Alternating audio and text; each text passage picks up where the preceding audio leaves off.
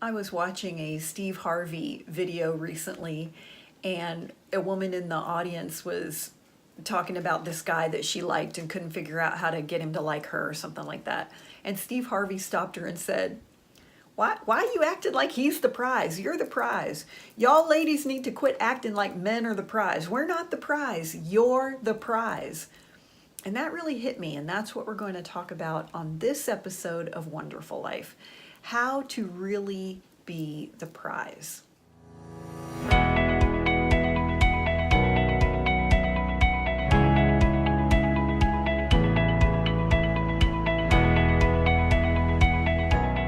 Hi, I'm Mary Dittman. I'm an award-winning business professor on the collegiate level and the creator of College on Fleek and One-Derful Life. Wonderful Life is my way of describing how it feels when you've made peace with being single. I've always wanted to be married and have a family, but I'm well over 40 and that hasn't happened for me. And for me, that's always been a source of sadness because part of my definition of a fulfilled life is being a wife and a mother.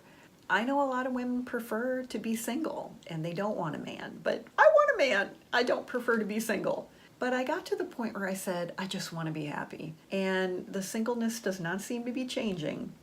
And so I better figure out how to make peace with being single and be happy even if I never get married.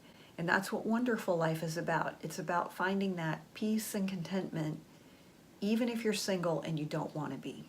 So I was watching Steve Harvey recently, and he was saying to this woman, y'all women got to quit acting like we're the prize. Men are not the prize. Y'all are the prize. And that really struck me because I know that I've done that in the past. I've seen my girlfriends do it, which is, I really like that guy. I wish he would like me back. How come he doesn't like me back? What can I do to make him like me? And in this demographic that we're in the United States right now, there are more single professional women than there are single professional men, especially over 40.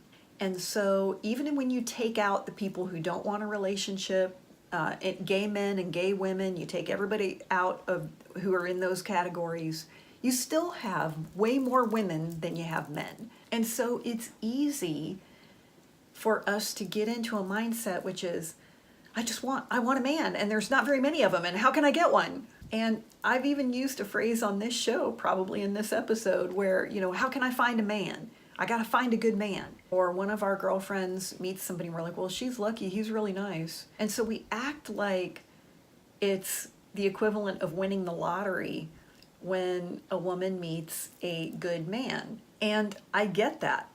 And the numbers bear this out. Women all over the country are complaining of the dearth of good men. It's real. There really are fewer high-value men, professional men, than there are professional women. So it's a real situation. That's not what I'm trying to talk about. What I'm trying to talk about is the situation up here in our brains, which is that lack of men puts us into a mindset of, oh my God, I gotta get one. How can I find one? And that leads us to basically negotiate and settle for less because we think, well, maybe he's not really what I wanted, but there's just not many great men out there, or they're all gay, or they're all married, or they're all taken. So this is what showed up. Maybe I can work with it. And so a lot of times women, we put up with men who are disrespectful. We put up with men who won't commit. We put up with men who don't call when they say they're going to call. We put up with men who don't show up on dates or cancel dates, or men who don't even plan a date, or men who drink too much, or men who just don't care, or they don't want to be bothered with your feelings. In Act Like a Lady, Think Like a Man, the book by Steve Harvey, he talks about how if there were no women, men wouldn't shower, they wouldn't shave, they wouldn't really care about driving a nice car. They would get a decent car just to get them through a drive-through. The only furniture they would really have would be some kind of bed to sleep on, a recliner, and a really big, nice TV. And what he talks about is that the reason men go out and do the things that they do, they try to dress nice, they keep themselves up, they go to the gym, they drive nice cars, is because they want to do those things to show women, hey, I'm a good provider. No, I'm the right guy for you. I can provide. It's kind of like how in the animal kingdom, when you look at birds or different animals, most of the time the male is more showy. Okay, so like think about when we see peacocks, the pretty peacocks we see, those are males. Even birds, usually the more colorful birds are males, and they're like that to attract the female. And during like mating season, you'll see the males kind of showing off because they want the female to pick them. And getting into that I need to find a man mindset, I think, is counterproductive.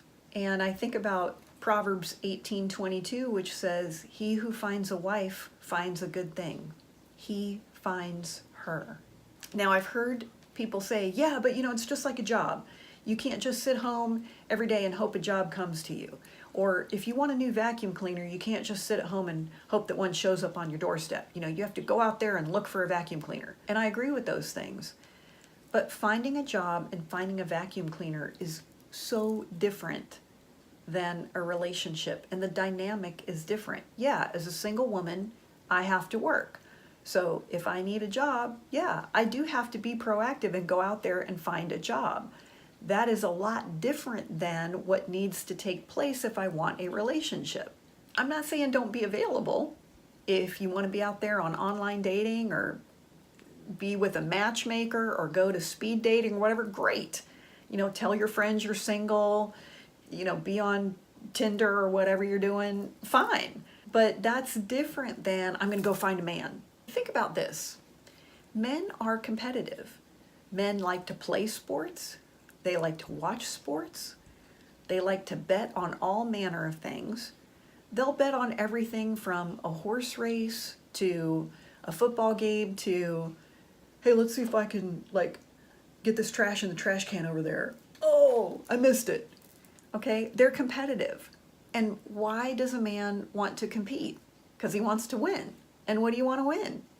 A prize. We're the prize. Now you might be sitting there thinking, but I'm not sure if I'm a prize, or I'm not sure someone else will think I'm a prize. And if you've been single for a while, it's easy to get in that mindset of, well, maybe I'm not a prize because nobody picked me. But here's how we have to change our thinking.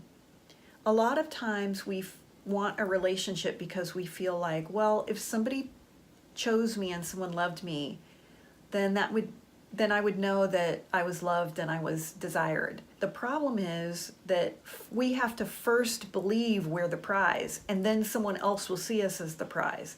I say this in many episodes. The number one thing that men report as being what they think is sexy, it's not big boobs, it's not long hair, it's confidence. So when you're confident and you know you're the prize, then men pick up on that. And by the way, if a man doesn't think you're the prize, you don't want him anyway. So George Clooney was a confirmed bachelor for years. Now he had been married, he was divorced, and he was divorced and single for a long time.